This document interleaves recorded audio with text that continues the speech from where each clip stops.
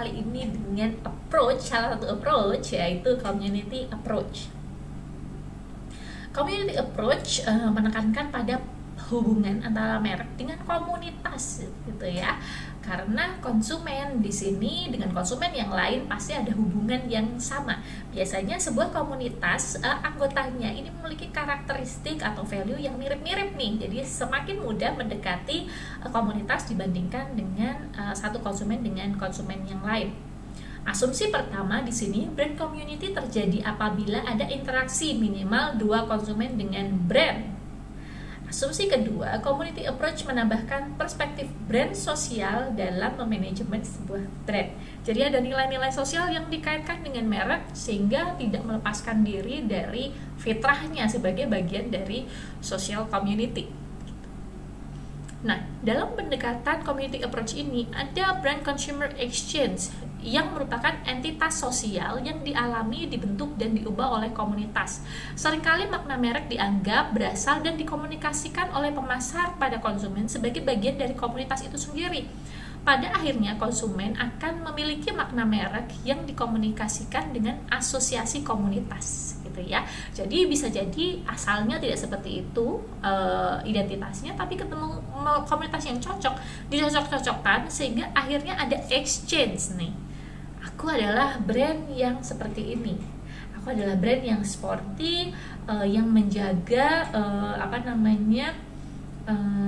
sportivitas dalam setiap kegiatannya gitu, dalam setiap aktivitasnya. Atau aku adalah merek yang aslinya tuh merek yang berasal dari produk kerajinan tangan misalnya, atau batik misalnya. Nah, lalu nilai dengan yang dilekatkan dengan sebuah komunitas adalah komunitas yang ingin preserve the culture, ingin menjaga budaya, identitas budaya asli. Nah, kemudian itu menjadi nilai yang dimasukkan dalam community approach. Seperti yang sudah disebutkan di atas, ada yang namanya socio-cultural perspective, di mana pendekatan komunitas selalu mengaitkan dengan perspektif etnografi. Sehingga ketika sebuah merek ingin mengimplementasikan yang namanya community approach, dia harus tahu, harus mengenali benar-benar sebenarnya komunitas ini seperti apa kesehariannya, ketika ketemu mereka ngomongin apa, ketika berhubungan mereka dalam skala yang seperti apa, ketika spending, berapa banyak spendingnya misalnya. Jadi ketika first hand tahu tentang apa yang dilakukan oleh sebuah komunitas, maka brand akan lebih mudah untuk memfokuskan konsumen sebagai pemain budaya dalam lingkungan sosialnya dan mengetahui pengalaman konsumsi sebagai sumber pengalaman yang penting untuk mengembangkan sebuah merek. Jadi nggak bisa bikin asumsi-asumsi sendiri, kalian harus tahu beneran, terjun langsung untuk kemudian tahu, oh community approach seperti ini nih yang paling cocok untuk merek saya.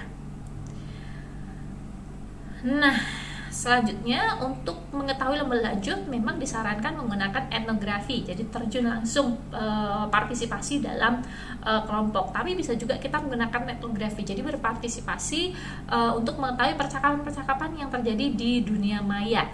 Nah, ini untuk mengembangkan brand community ya teman-teman ya.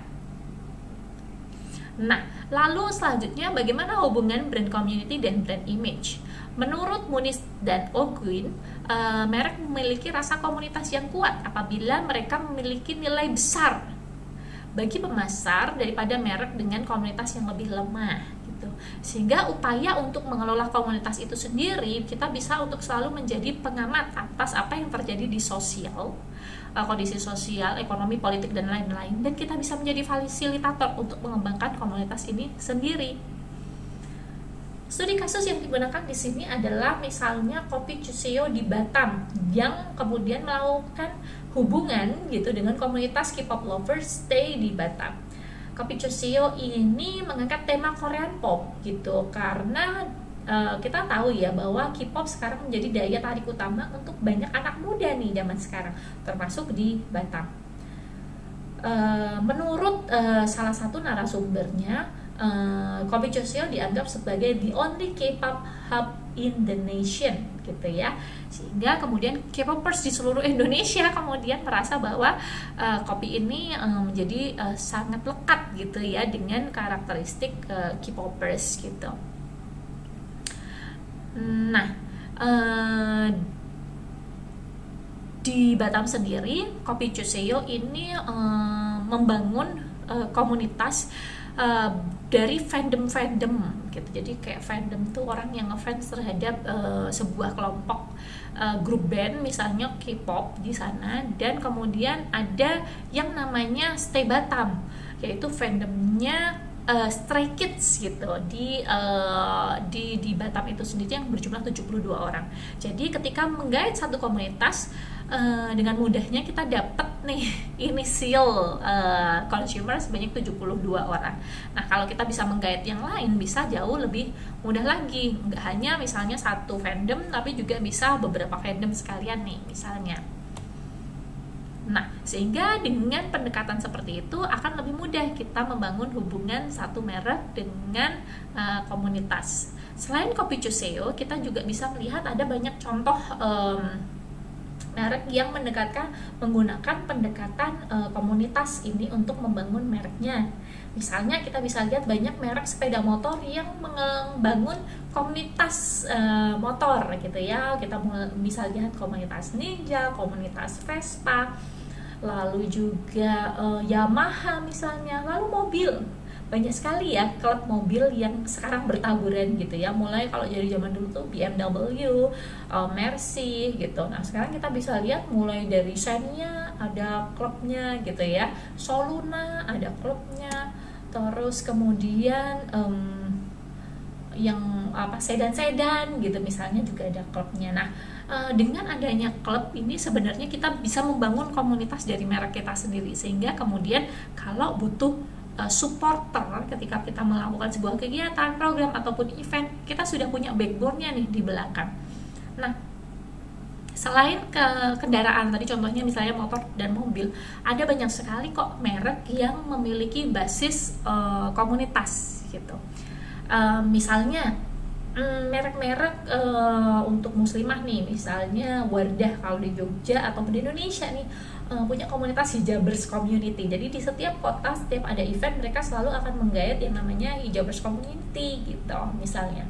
Nah selain merek apa gitu, ada banyak sekali yang bisa dikembangkan. Akan tetapi ingat, salah satu kuncinya untuk tahu mana merek yang paling tepat untuk bisa mana komunitas yang paling tepat, ada pendalaman-pendalaman dulu atas komunitas tersebut, baik dengan etnografi maupun etnografi, sehingga kemudian brand bisa memutuskan ini yang paling tepat, sehingga lebih mudah untuk memasarkan produknya dibandingkan door to door atau dari satu orang ke orang yang lain gitu. Ibaratnya satu kali promosi ini sudah dapat satu komunitas, jadi akan lebih mudah untuk mengetahui dan menggait konsumen untuk bisa mencoba paling enggak merek yang kita punya.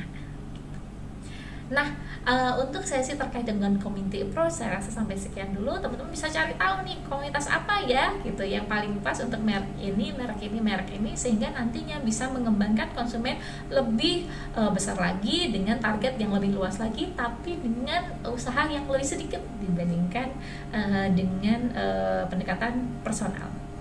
Sampai ketemu lagi di approach yang lainnya.